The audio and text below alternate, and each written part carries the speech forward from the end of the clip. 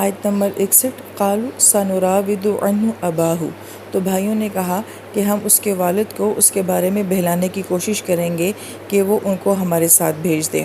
یہی وہ لفظ تھا جو کہ عزیز مصر کی بیوی نے کہا تھا۔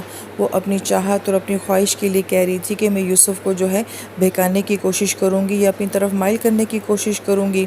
یہی لفظ یہاں پہ بھائی بول رہے ہیں، مگر یہ اپنے رزق کی خاطر یہ لفظ یہاں پہ بول رہے ہیں۔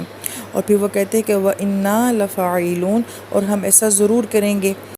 اب ہمیں یہاں پہ یہ لگتا ہے کہ ان بھائیوں کو یہ بات بہت مشکل لگنی چاہیے تھی کہ وہ کیسے اپنے والد سے یہ بات کریں گے کہ آپ اپنے اس بیٹے کو ہمارے ساتھ بھیج دیں، جبکہ اسی بیٹے کے بڑے بھائی کے ساتھ وہ پہلے کیا کر چکے ہیں۔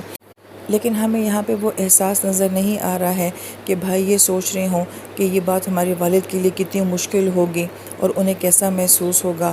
تو گویا کہ وہ والد کے جذبات کے بارے میں بالکل کچھ نہیں سوچ رہے، بلکہ یہ کہہ رہے ہیں کہ ہم اب کی بار بھی ایسا ضرور کر لیں گے۔ تو اس کا مطلب ہے کہ وہ مزاج اور وہ بے حسی ابھی تک ان کے اندر ہے۔